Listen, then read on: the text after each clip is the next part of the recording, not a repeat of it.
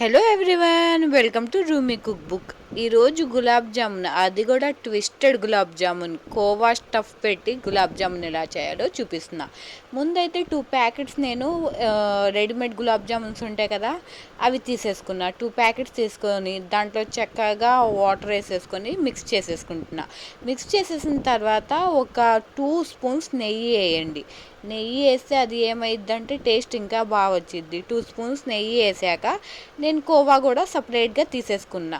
ఇప్పుడు చిన్న చిన్నగా బాల్స్లా ప్రిపేర్ చేసేసుకోండి.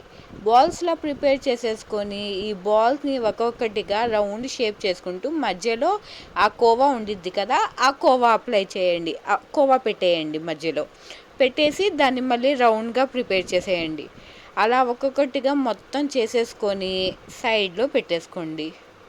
కోవా మరీ ఎక్కువ వేయకండి, ఆ బాల్ సైజ్ చూసుకొని లోపల కొంచెం అలా కొంచెం కొంచెం పెట్టుకోండి. కోవా పెట్టేసుకున్నాక సైడ్లో పెట్టేయండి మొత్తం అయిపోయాక. ఇప్పుడు కడాయి తీసుకొని చక్కగా ఆయిల్ హీట్ చేసుకోండి.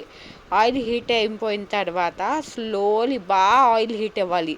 హీట్ ఎక్కిన తర్వాత మీడియం ఫ్లేమ్లో పెట్టేసుకొని ఒక్కొక్క బాల్ వేసుకుంటూ చక్కగా ఫ్రై చేసేసుకోండి. గోల్డెన్ కలర్ వచ్చేటట్టు ఫ్రై చేయండి. మరీ ఎక్కువ ఫ్రై చేసేస్తే అవి ఏమో బ్లాక్ కలర్ అయిపోయిద్ది. మీడియం ఫ్లేమ్లో పెట్టే ఫ్రై చేయండి, ఓకేనా? ఫ్రై అయితే అయిపోయాయి కదా. ఇప్పుడు ఏం చేయాలంటే దీన్ని కాసేపు ఫ్యాన్ కింద పెట్టేయండి చల్లగా అవ్వడానికి. ఇప్పుడు 1 కప్పు షుగర్ తీసుకోండి. ఆ 1 కప్పు షుగర్కి 1 కప్ వాటర్ తీసేసుకోండి. షుగర్ మెజర్మెంట్ ఎంత తీసుకుంటారో వాటర్ కూడా సేమ్ అంతే మెజర్మెంట్తో తీసుకోవాలి.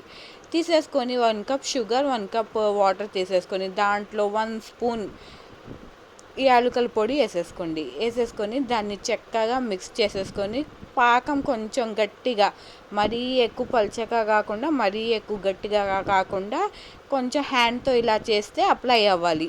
అలా పెట్టేసుకోండి పాకం.